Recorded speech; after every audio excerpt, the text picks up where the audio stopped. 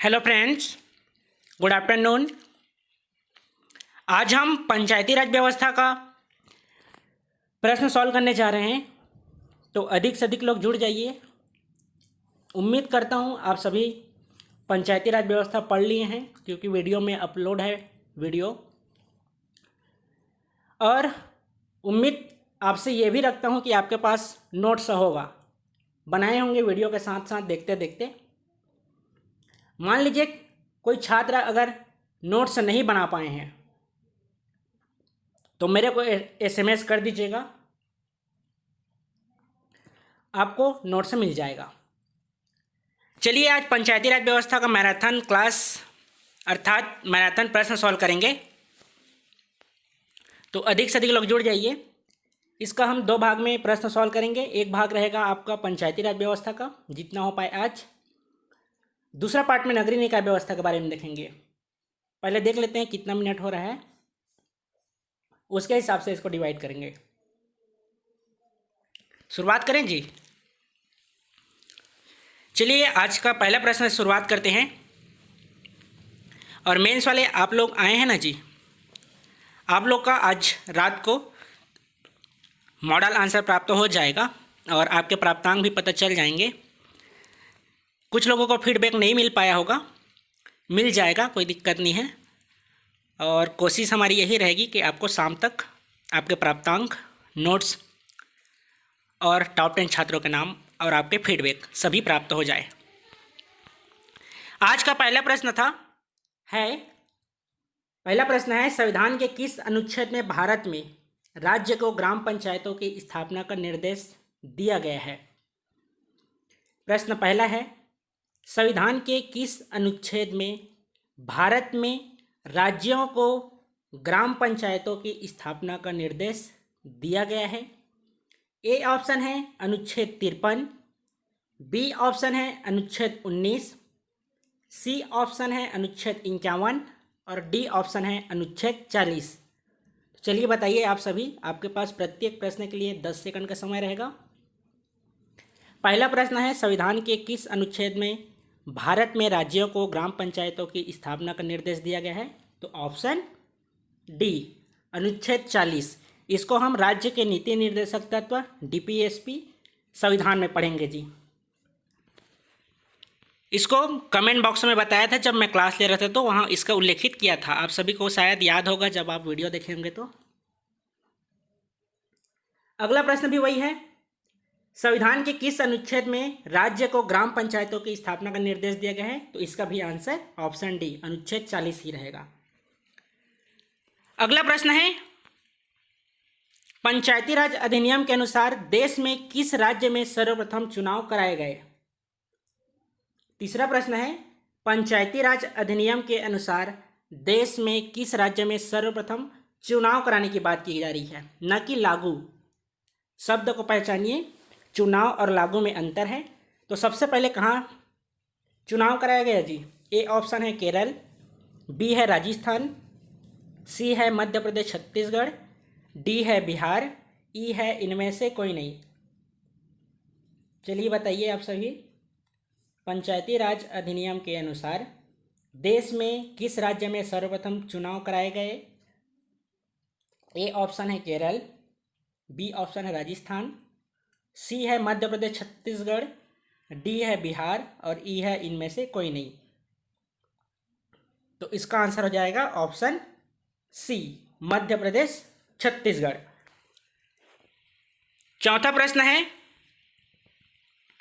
73वें संवैधानिक संशोधन के विषय में क्या सही है? आपको सही बताना है। उम्मीद करता हूं आप सभी पंचायती राज की कक्षा का वीडियो अटेंड किए होंगे। आपको सुबह लिंक भेजा गया था सभी बैच में, और आपके पास नोट्स होगा तो पढ़े होंगे। तो आप सभी सही सही आंसर दीजिएगा, विकल्प काटते जाते हैं, ठीक ना जी। संविधान में यही सबसे बेस्ट विकल्प है, सही को पहचानिए, गलत को काटते जाइए। पहला देखिए, पंचायती राज व्यवस्था को संवैधानिक स्वरूप दिया गया है, यस या नो? संविधान में इसका उल्लेख है या नहीं है जी? कुछ दिनों में आपका भारत का संविधान प्रारंभ कर देंगे। 10-11 तारीख से प्रारंभ हो सकता है। एक आपका छत्तीसगढ़ का भूगोल चलेगा, दूसरा भारत का संविधान, और मेंस वालों के लिए लोक प्रशासन। तो पंचायती राज व्यवस्था को संवैधानिक स्वरूप दिया गया है, सही है। दूसरा क्या है, पंचायती राज व्यवस्था को वैधानिक स्वरूप दिया गया है, तो वैधानिक नहीं दिया गया है, संवैधानिक स्वरूप दिया गया है, तो ये आपका गलत हो जाएगा। तीसरा है, संविधान में एक नई अनुसूची जोड़ी गई है। जोड़ी गई है कि नहीं जोड़ी गई है जी, बताइए आप सभी, यस या नो। बताइए कौन सी अनुसूची में शामिल है पंचायती राज व्यवस्था, ये सही है ना। बताइए कौन सी अनुसूची में शामिल है। 73वां संविधान संशोधन 1992 अनुसूची 11 में शामिल है, जिस पे 29 विषय पे बात की गई है। वहीं आप देखेंगे 74वां संविधान संशोधन 1992 ही है, उसका अनुसूची 12 है, जिसमें 18 विषय पर चर्चा प्रदान की गई है। दूसरा गलत है, तीसरा सही है। चौथा देख लीजिए क्या है, इस संशोधन के कारण संविधान में 15 अनुच्छेदों की वृद्धि हुई है, ऐसा है क्या जी, बिल्कुल नहीं है, ये गलत है। अगला क्या है, प्रजातंत्र को तीसरे स्तर पर लागू किया गया है, ये सही है। तो ये आपका पहला, तीसरा और पांचवा, ये आपका रहा 73वें संवैधानिक संशोधन के विषय में क्या सही है, तो पहला और तीसरा और पांचवा, ऑप्शन सी। अगला प्रश्न है कूट मिलान का। उम्मीद करता हूं आप सभी को पता होगा। सीधा मिलान करते हैं जी। 243 का क्या दिया गया है इसमें दिया गया है ग्राम सभा। 243 खा, इसमें क्या दिया गया है जी, बताइए, पंचायतों का गठन। 243 ग में क्या दिया गया है, पंचायतों की संरचना। चौथा है 243 घ, इसमें क्या है, तो सीटों का आरक्षण। आपको बताया गया था जब आपको पंचायती राज पढ़ाया हो, तो क ख याद करने से बढ़िया है आप ABCD याद कर लीजिएगा, आपको एग्जाम में ABCD इंग्लिश तरफ मिलेगा। तो ए से आप ग्राम सभा पढ़े ही हैं, बी से क्या हो जाएगा, बनाना, तो ग्राम सभा पंचायतों का गठन, पंचायतों का बनाना, बी हो जाएगा। सी से संरचना, तो सी पंचायतों की संरचना हो जाएगी, सी से। डी से क्या हो जाता, तो डी से दबे हुए लोगों को ऊपर उठाना, अर्थात सीटों में आरक्षण प्रोवाइड करना। आज का अगला प्रश्न है, भारत के संविधान के 73वें संविधान संशोधन के अनुसार पंचायत के सदस्य के निर्वाचन हेतु न्यूनतम आयु कितनी है। प्रश्न है, भारत के संविधान के 73वें संविधान संशोधन के अनुसार पंचायत के सदस्य के निर्वाचन हेतु न्यूनतम आयु कितनी निर्धारित है। ए 18 वर्ष, बी 20 वर्ष, सी 21 वर्ष, डी 25 वर्ष। 73वें संविधान संशोधन के अनुसार कितना है जी न्यूनतम आयु, ऑप्शन सी 21 वर्ष। ये आपका आज का 6वां प्रश्न हुआ। अगला प्रश्न है, किसने कहा, यदि हमारी स्वाधीनता को जनता की आवाज़ की प्रतिध्वनि बनाना है तो पंचायतों की जितनी अधिक शक्ति मिले जनता के लिए उतना ही अच्छा है। किसने कहा, यदि हमारी स्वाधीनता को जनता की आवाज़ की प्रतिनिधि बनाना है तो पंचायतों को जितनी अधिक शक्ति मिले जनता के लिए उतनी ही अच्छी है। ए ऑप्शन है पंडित जवाहरलाल नेहरू, बी लाल बहादुर शास्त्री, सी महात्मा गांधी, डी दीनदयाल उपाध्याय, ई है इनमें से कोई नहीं। तो कौन सा हो जाएगा, ऑप्शन ए पंडित जवाहरलाल नेहरू। अगला प्रश्न है, देख लीजिए अगला प्रश्न, भारत के संविधान का 73वां संविधान संशोधन अधिनियम निम्नलिखित में से भारत के संविधान में कौन सा भाग अंतर्क्षेपित करता है। अब भी बताया हूँ कि 73वां संविधान संशोधन अधिनियम में कौन सा भाग अंतर्क्षेपित है। ए ऑप्शन है 9वां, बी है 10वां, सी है 11वां, डी है 12वां। तो बताइए जी, पंचायती राज व्यवस्था 73वां संविधान संशोधन अधिनियम भारत के संविधान में कौन से भाग में अंतर्क्षेपित करता है? ऑप्शन ए, 9वां भाग में। ठीक है, चलिए अगला प्रश्न देखते हैं। निम्न में से क्या 73वें संविधान संशोधन द्वारा पंचायती राज को प्रदान नहीं किया गया है? 73वें संविधान संशोधन के अनुसार पंचायती राज व्यवस्था में क्या प्रदान नहीं किया गया है? पहला देखिए, ग्रामीण स्थानीय निकायों में सभी स्तरों पर 30% सीटें महिलाओं के लिए आरक्षित होगा। ये क्या है? बढ़ चुका है। ठीक है, अब देख लेंगे पेशा एक्ट, इसको भी आप पढ़े हैं। इसके अलावा देखेंगे ग्राम पंचायत स्तर में महिलाओं की उपस्थिति किस अनुपात में होगी, इसके बारे में भी पढ़े हैं। तो ये सभी स्तरों पर 30% न्यूनतम की बात हो रही है, तो सही है। दूसरा क्या है? पंचायती राज व्यवस्था संस्थाओं को संसाधन हस्तांतरित करने के लिए राज्यों के द्वारा वित्त आयोग बनाया जाएगा। वित्त आयोग का पढ़े हैं, कौन से अनुच्छेद में है जी?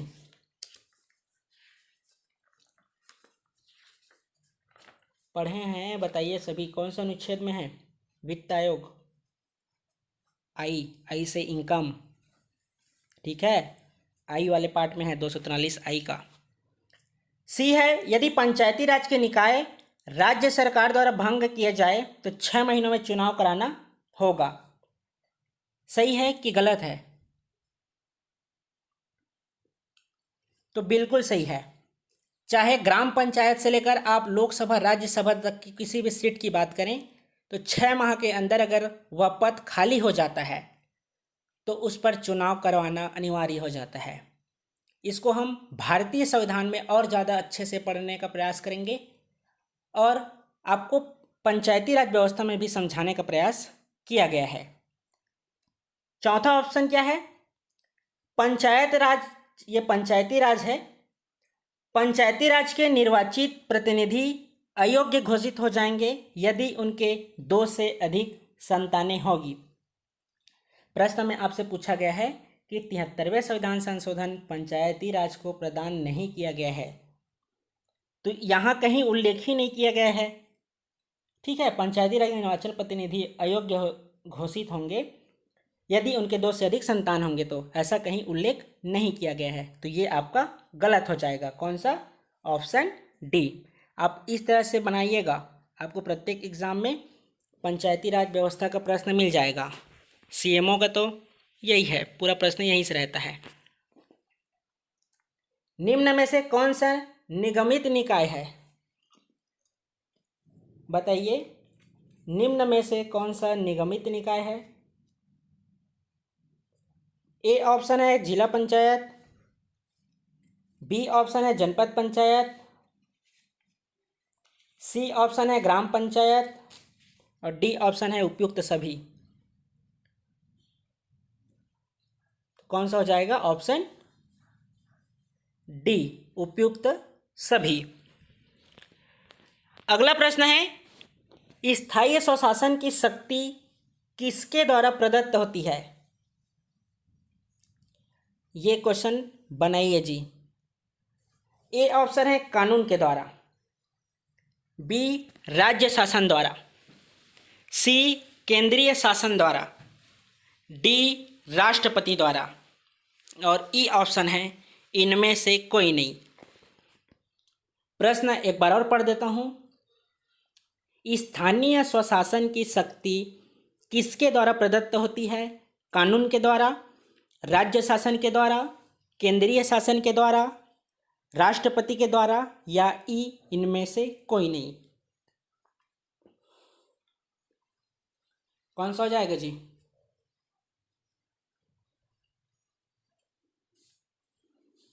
Option E. कितने लोग बोल रहे हैं ई?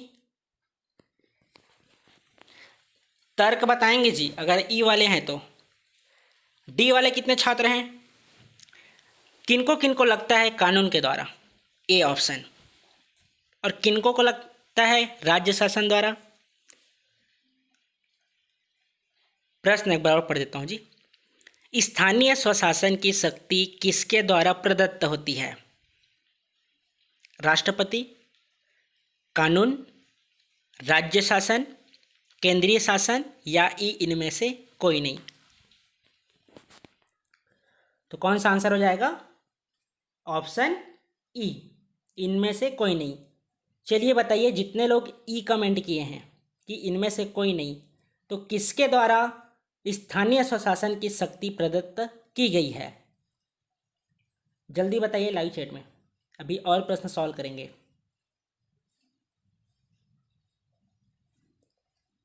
स्थानीय स्वशासन की शक्ति किसके द्वारा प्रदत्त होती है?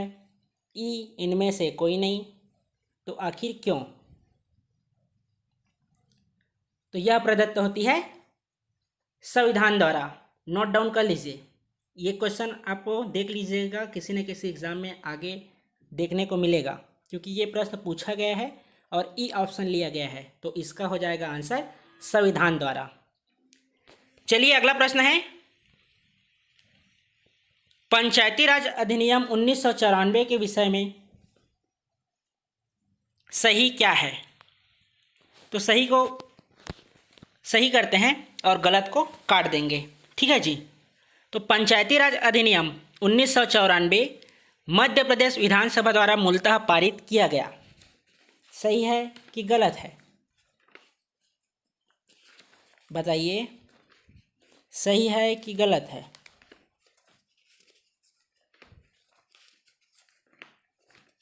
सही है। दूसरा है, मध्य प्रदेश के राज्यपाल ने इसे स्वीकृति प्रदान की थी। सही है कि नहीं है? यह भी सही है, ठीक है। तीसरा प्रश्न है, इसे छत्तीसगढ़ शासन ने अंगीकृत कर दिनांक 1 नवंबर सन 2000 से प्रभावशील किया। सही है कि गलत है? इसको आपको मैं संविधान की कक्षा का वीडियो देख लेंगे, बहुत अच्छे से समझाया हूँ कि आखिर 1 नवंबर क्या है, अधिनियम, अनुमोदन, प्रकाशित, पारित, इन सभी का हम बात अच्छे से किए हैं। ये भी सही है कि 1 नवंबर सन 2000 से प्रभावशील हुआ है। डी ऑप्शन है, क्या यह 1 नवंबर 2000 को अधिसूचित किया गया था?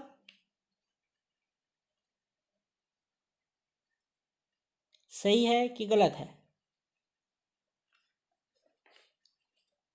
यह आपका गलत है, बाकी पहला, दूसरा, तीसरा सही है। इसे छत्तीसगढ़ विधानसभा ने पुनः पारित किया था क्या जी? पुनः पारित नहीं किए थे।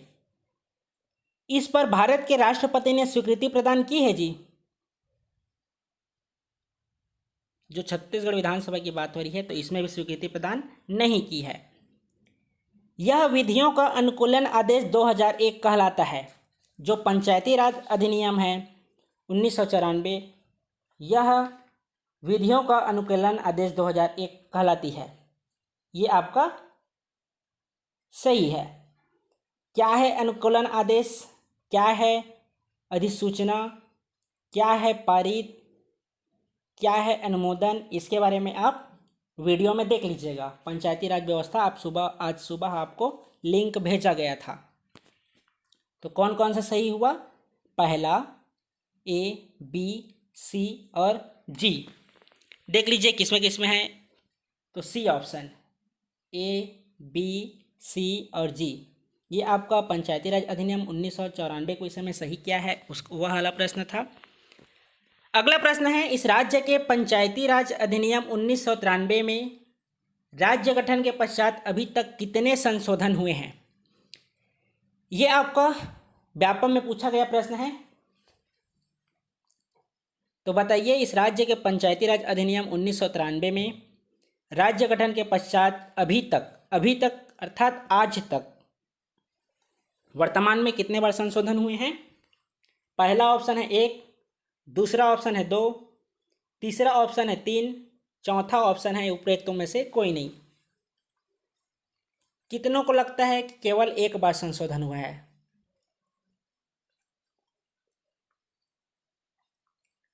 कितनों को लगता है 2 बार हुआ है? कितने को लगता है कि 3 बार हुआ है या इससे भी ज़्यादा बार हुआ है? पंचायती राज अधिनियम 1993 में आज की स्थिति में 3 बार संशोधन हो चुका है। पुनः बोल रहा हूँ, आज की स्थिति में 3 बार संशोधन हो चुका है, याद रखेंगे। कब कहाँ हुआ है इसके बारे में आप वीडियो में देख लीजिएगा। अगला है, रायपुर में पंचायतों से संबंधित गोलमेज सम्मेलन की तिथि क्या थी? ये आपके लिए नया है, इसीलिए बोला जाता है प्रश्न सॉल्व किया कीजिए, वहाँ आपको पता चलेगा कि आखिर प्रश्न पूछा कैसे जाता है।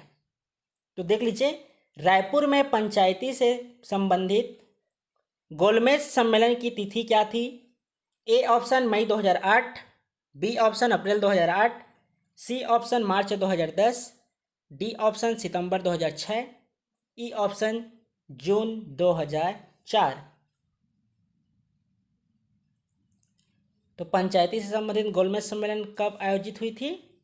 जून 2004 में। ये आपका ई ऑप्शन, ठीक है। अगला प्रश्न है, छत्तीसगढ़ पंचायती राज अधिवेशन।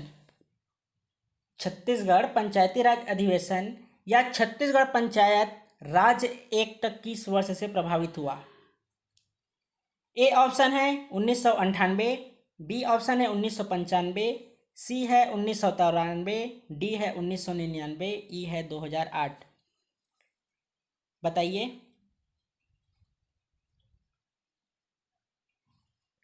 छत्तीसगढ़ पंचायती राज अधिवेशन या छत्तीसगढ़ पंचायती राज एक्ट अर्थात कानून किस वर्ष से प्रभावी हुआ है? ए ऑप्शन है 1998, बी है 1995, सी है 1993, डी है 1999 और ई है 2008। Option C 1993। जब आपको अनुकूलन आदेश पढ़ाया जा रहा था तो वहां उल्लेख किया गया था कि जहां भी मध्य प्रदेश पंचायती राज अधिनियम 1993 उल्लेखित है, 1993 उल्लेखित है, उस समय आप देखेंगे हमारा जो छत्तीसगढ़ राज्य था मध्य प्रदेश राज्य में सम्मिलित था। अलग हुआ है 1 नवंबर सन 2000 को। जब अलग हुआ है तो जब मध्य प्रदेश में जो तिथि निर्धारित थी, जब पारित हुआ था, अनुमोदित हुआ था, उसमें आपका लिखा था पंचायती राज, मध्य प्रदेश पंचायती राज अधिनियम 1993। उसी को जब राज्य का गठन हुआ तो अनुकूलन आदेश के तहत यह कहा गया कि जहां मध्य प्रदेश नाम उल्लेखित किए जाते थे अब वहां छत्तीसगढ़ नाम उल्लेखित किए जाएंगे। तो ये प्रभावी वही रहेगा 1993 वाला। ये हो जाएगा ऑप्शन सी। अगला प्रश्न देख लीजिए, छत्तीसगढ़ में पंचायत व्यवस्था के संबंध में निम्नलिखित में से कौन सा कथन सत्य है? आपसे पूछा गया है छत्तीसगढ़ में पंचायत व्यवस्था के संबंध में निम्नलिखित में से कौन सा कथन सत्य है? ए, छत्तीसगढ़ पंचायती व्यवस्था 2003 में लागू की गई, सही है कि गलत है जी? ये आपका गलत है। आप ही बताइए 2003 में क्या लागू किया गया था? नहीं, ये आपका गलत है। बी है, केवल ग्राम पंचायतों के लिए चुनाव कराए जाते हैं। क्या ऐसा है कि पंचायती राज व्यवस्था में केवल ग्राम पंचायत में ही चुनाव कराए जाते हैं, जनपद पंचायत, जिला पंचायत में नहीं कराए जाते? तो ये आपका गलत है, वहां भी कराया जाता है। तीसरा दिया है, देखिए, जनपद तथा जिला पंचायतों के सदस्य नामजात होते हैं अर्थात मनोनीत होते हैं। ऐसा है क्या? जो बीडीसी होते हैं या डीडीसी होते हैं उनका मनोनयन किया जाता है? तो ये भी गलत है। डी ऑप्शन क्या है? पंचायतों में महिलाओं के लिए आरक्षण का प्रावधान है। ये आपका सही है, ऑप्शन डी। अगला प्रश्न है, छत्तीसगढ़ में पंचायती राज व्यवस्था के संबंध में निम्नलिखित में से कौन सा कथन सत्य नहीं है? प्रश्न एक बार और पढ़ रहा हूँ। छत्तीसगढ़ में पंचायती राज व्यवस्था के संबंध में निम्नलिखित में से कौन सा कथन सत्य नहीं है? ए ऑप्शन है, राज्य में त्रिस्तरीय पंचायत व्यवस्था लागू है। सही है कि नहीं है जी? कौन कौन सा है? पंचायती राज व्यवस्था में त्रिस्तरीय कौन कौन सा है जी? ग्राम पंचायत, जनपद पंचायत और जिला पंचायत। तो ये पहला आपका सही है। दूसरा है, पंचायतों में महिलाओं के लिए आरक्षण किया गया है। बिल्कुल किया गया है। सी ऑप्शन है, पंचायतों को अपने कार्यों में पूर्ण स्वायत्तता प्राप्त है। सही है कि गलत है जी? ये आपका गलत है। चाहे आप ग्राम पंचायत से लेकर लोकसभा, राज्यसभा, प्रधानमंत्री, मुख्यमंत्री की बात हो, वे सभी संविधान के अंतर्गत ही किसी भी कार्य का निर्वहन करते हैं। डी ऑप्शन है, पंचायतों के लिए समयबद्ध निर्वाचन किए जाते हैं। सही है कि गलत है जी? तो यह भी सही है कि प्रत्येक 5 वर्ष में पंचायत का चुनाव, चाहे आप ग्राम पंचायत देखें, जनपद पंचायत देखें या जिला पंचायत, पुनः कराया जाता है। तो कौन सा गलत हुआ? ऑप्शन सी।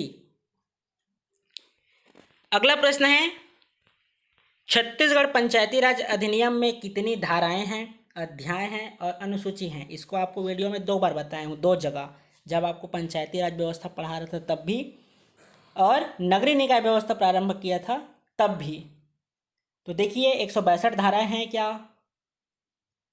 छत्तीसगढ़ पंचायती राज अधिनियम में कितनी धारा, अध्याय और अनुसूची हैं? कितने अध्याय हैं जी? 15 अध्याय हैं। ठीक है। धाराएं कितना है? तो 132 धाराएं हैं, जबकि अनुसूची आप देखेंगे तो 4 अनुसूची शामिल हैं। तो इस तरह से 15 अध्याय, 132 धाराएं और 4 अनुसूचियां छत्तीसगढ़ पंचायती राज अधिनियम में शामिल हैं। याद रखेंगे इसको। अगला प्रश्न है, इस राज्य के पंचायती राज अधिनियम 1993 की धारा 88 के तहत ग्राम पंचायतों के कार्यकालों की जांच किसके द्वारा की जाती है? इस राज्य के पंचायती राज अधिनियम 1993 की धारा 88 के तहत ग्राम पंचायतों के कार्यकाल की जांच किसके द्वारा की जाती है? ए ऑप्शन है, पंचायत एवं समाज शिक्षा संगठन के द्वारा। बी ऑप्शन है, आंतरिक अंकेक्षण एवं करारोपण अधिकारी द्वारा। सी ऑप्शन है, जिला अंकेक्षण के द्वारा। और डी ऑप्शन है, कलेक्टर द्वारा नामांकित कम से कम द्वितीय श्रेणी का अधिकारी द्वारा। किनके द्वारा जांच किया जाता है जी? तो कलेक्टर द्वारा नामांकित कम से कम सेकंड रेंज का अधिकारी होना चाहिए। ऑप्शन डी ये आपका सही है। अगला प्रश्न है, इस राज्य के पंचायती राज अधिनियम 1993 के किस धारा में ग्राम पंचायत के अधिकारियों को वापस बुलाया जाने का प्रावधान है? किसमें बुलाए जाने का प्रावधान है जी?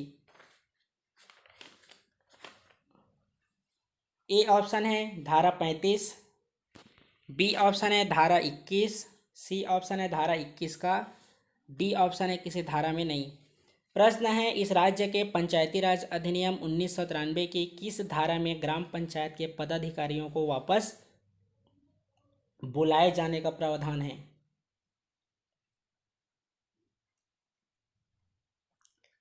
तो यह हो जाएगा ऑप्शन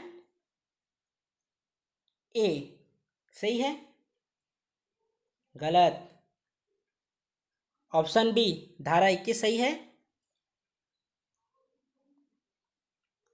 गलत। प्रश्न आपसे पूछ रहा है कि ग्राम पंचायत के पदाधिकारी को कैसे वापस बुलाया जाता है, तो यह है आपका धारा 21 के तहत। ठीक है, धारा 21 में उल्लेख है कि जो सरपंच और उप सरपंच होते हैं उनके विरुद्ध अविश्वास प्रस्ताव लाया जाता है धारा 21 के तहत। लेकिन 21 क में ग्राम पंचायत के जितने भी पदाधिकारी होते हैं उनको वापस बुलाया जाता है। यह किस में उल्लेखित है? तो धारा 21 क में। अगला प्रश्न है, ग्राम सभा की परिभाषा के संदर्भ में रिक्त स्थानों की पूर्ति कीजिए। क्वेश्चन क्या है कि ग्राम सभा की परिभाषा के संदर्भ में रिक्त स्थानों की पूर्ति कीजिए। ग्राम पंचायत क्षेत्र के भीतर समाविष्ट किसी खाली स्थान से संबंधित निर्वाचक नामावली में पंजीकृत व्यक्तियों से मिलकर बनने वाला कोई निकाय ग्राम सभा कहलाता है। आपसे ग्राम सभा का परिभाषा पूछा जा रहा है कि किनको किनको शामिल किया जाता है। पहला दिया गया है आदर्श ग्राम, दूसरा दिया गया है वन ग्राम, तीसरा दिया गया है राजस्व ग्राम और चौथा है अनुसूचित ग्राम। तो बताइए दिए गए विकल्पों में से कौन से ऐसे 2 ग्राम हैं जिनको ग्राम सभा की परिभाषा में शामिल किया जाता है?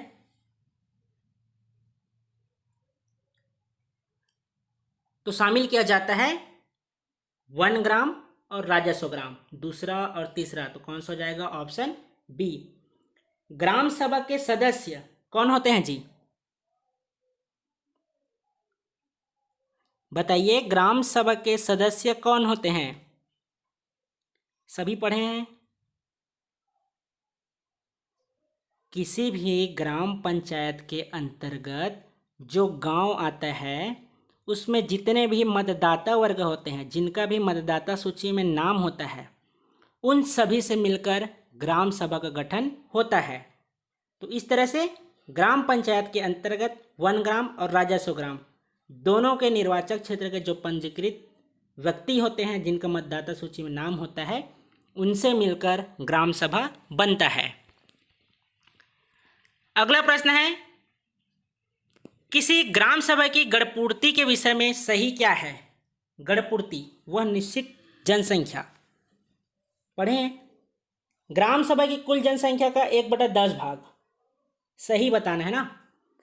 किसी ग्राम सभा की गणपूर्ति के लिए विषय में सही क्या है? ग्राम सभा की कुल संख्या का 1/10 होना चाहिए। कहाँ होना चाहिए? तो मैदानी क्षेत्र में। सही है ये आपका?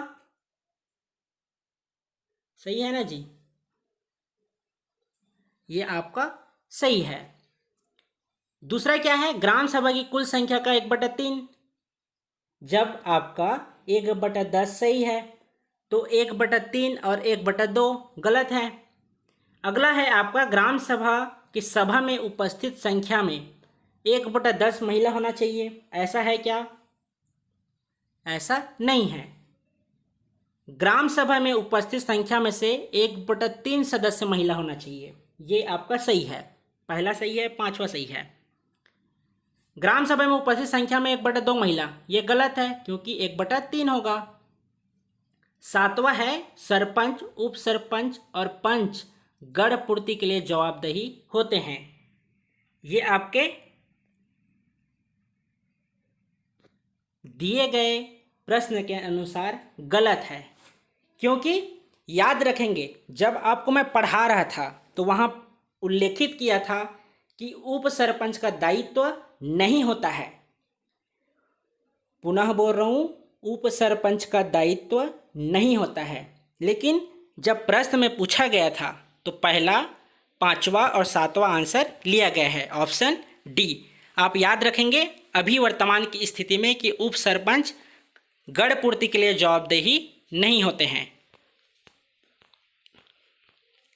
अगला प्रश्न है, छत्तीसगढ़ में पंचायती राज व्यवस्था की निम्नलिखित में से कौन सी बुनियादी इकाई है? ए ऑप्शन है जनपद पंचायत, बी ऑप्शन है ग्राम पंचायत, सी ऑप्शन है ग्राम सभा, डी ऑप्शन है जिला पंचायत। बताइए छत्तीसगढ़ में पंचायती राज व्यवस्था की निम्नलिखित में से कौन सी बुनियादी इकाई है? कौन सी है? Option C. ठीक है, ये आपका बुनियादी इकाई है।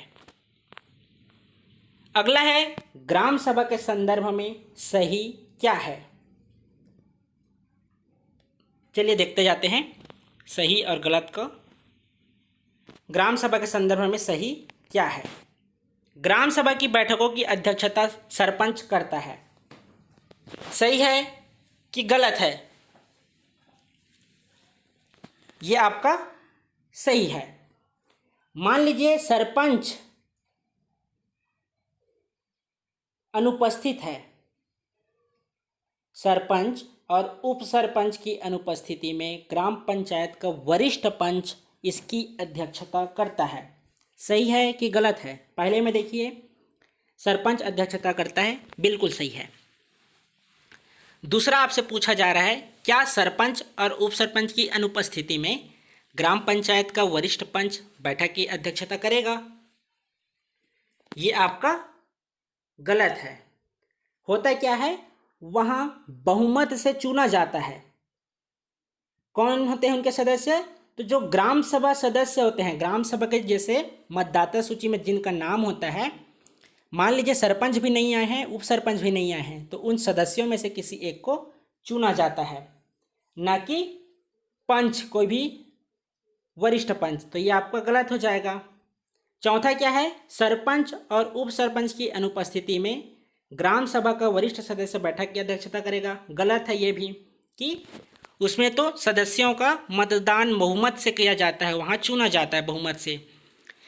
जब भी आप पंचायती राज व्यवस्था का प्रश्न सॉल्व करेंगे तो देख लीजिएगा, आपका अगर पहला गलत है तो दूसरा निश्चित रूप से उसका सही दिया रहता है। तो आप जब भी प्रश्न सॉल्व करेंगे तो काटते हुए बनाइएगा।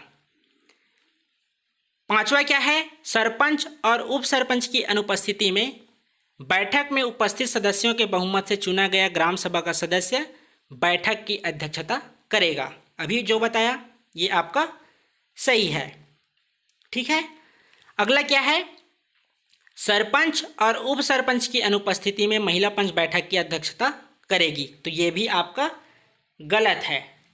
याद रखेंगे, यदि सरपंच हैं तो उनकी अध्यक्षता सरपंच करेंगे, सरपंच की अनुपस्थिति में उप सरपंच अध्यक्षता करता है। लेकिन सरपंच और उप सरपंच दोनों उपस्थित नहीं हैं, तो जो ग्राम सभा के सदस्य हैं उनको बहुमत के आधार पर चुना जाता है। ठीक है, आज सॉल्व करें कि दूसरे दिन करेंगे जी? चलिए आगे की कक्षा कल सॉल्व करेंगे। ठीक है, मिलते हैं फिर नेक्स्ट सैटरडे संडे को। 2-3 दिन में इसको कंप्लीट करेंगे। धन्यवाद।